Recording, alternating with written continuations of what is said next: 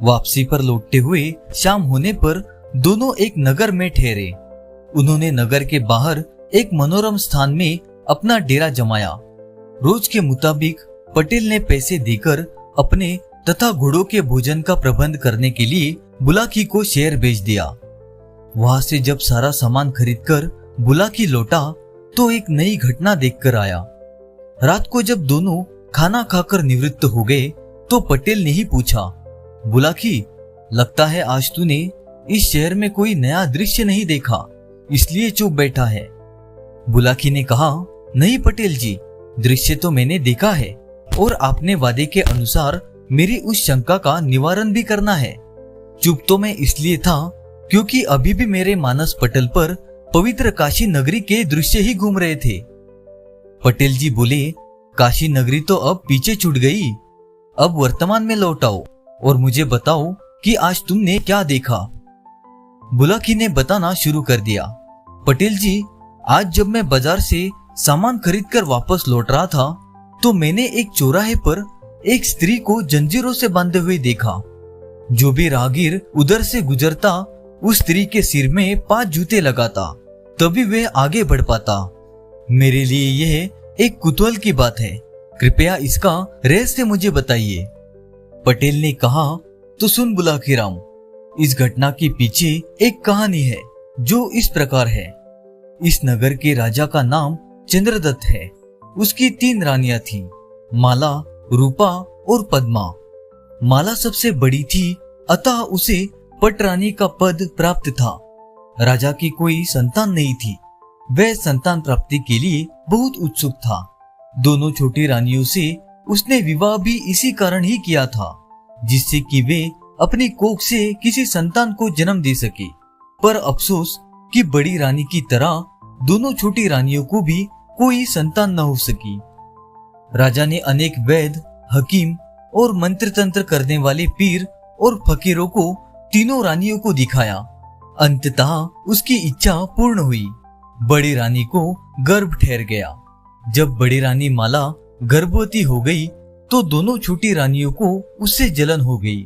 उन्हें ये लगने लगा कि अब बड़ी रानी का तो राजा की निगाहों में सम्मान और भी बढ़ जाएगा, जबकि हम दोनों उपेक्षित हो जाएंगी। ऐसा विचार कर दोनों ने एक षड्यंत्र रचा। उन्होंने बड़ी रानी के गर्भ से जन्म लेने वाले शिशु का वध करवाने का फैसला कर लिया। एक दिन बड़ी रानी ने उन दोनों से पूछा, रूपा और पद्मा, तुम दोनों मेरी छोटी बहनों की तरह हो। ये तो मैं जानती हूँ कि तुम्हें भी प्रसव का कोई अनुभव नहीं है और मेरे भी गर्भ से ये पहली ही संतान होगी।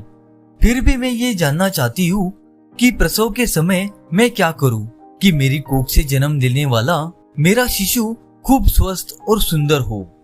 ये सुनकर छोटी रानी ने कहा, महारानी, अपने मायके में मैंने सुना था कि जब भी स्त्री को पहली संतान पैदा हो उसे अपनी आंखों पर काली पट्टी बांध लेनी चाहिए।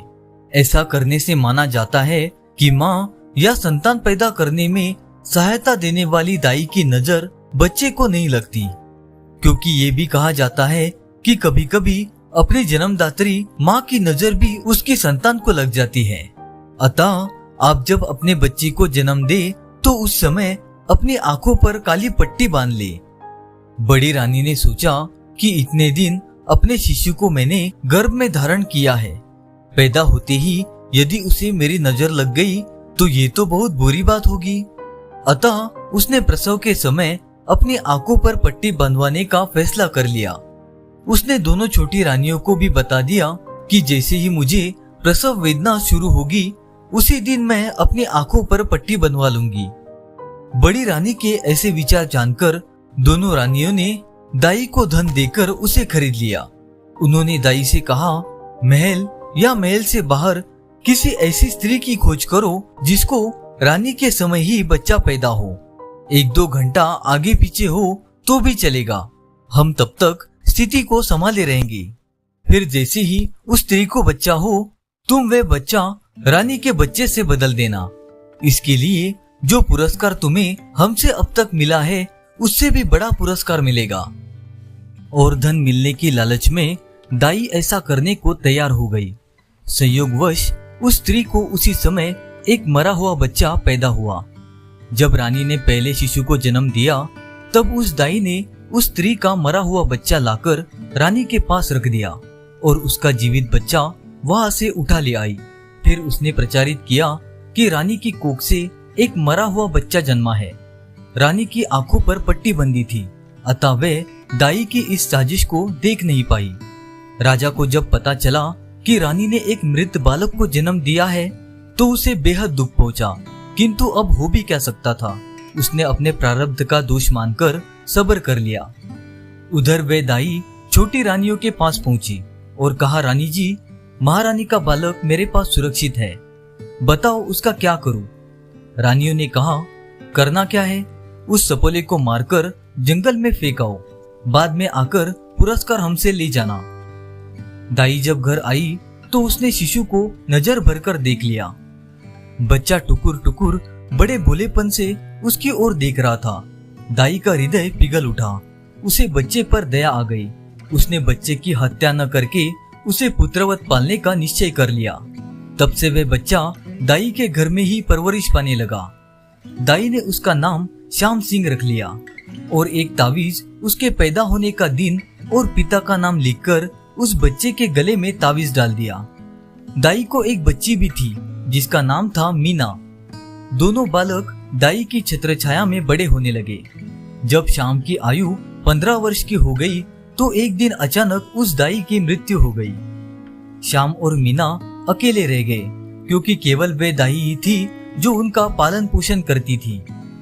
कुछ दिन तो दोनों दाई माँ की पूंजी से ही निर्वाह करते रहे, किंतु अधिक दिन गुजारना कठिन था। इसलिए एक दिन श्याम ने मीना से कहा, बहन, अब हमारे ऊपर कोई रक्षक नहीं है, अतः अब मुझे कोई काम ढूंढना होगा। ये सुनकर मीना बोली, मेरे भैया, तुम तो अभी किसी काम के लायक भी नहीं हो, तुम्हारी आयु भी बहुत कम है, तुम्हें नौकरी कैसी मिल पाएगी। श्याम ने कहा, तुम चिंता मत करो बहन, जब आदमी किसी काम को करने का निश्चय कर लेता है तो कोई न कोई रास्ता निकल ही आता है। वैसे भी ऐसा कहा गया है कि ईश्वर भी उन्हीं लोगों की मदद करता है जो अपनी मदद अपने आप करते हैं। मैं आज ही राजा के दरबार में जाता हूँ और उसके यहाँ कोई नौकरी पाने की कोशिश करूंगा। ऐसा कहकर वह राज दरबार की ओर चल पड़ा। जब वह राजमहल के नीचे से गुजर रहा था तब बड़ी रानी माला की दृष्टि उस पर पड़ी।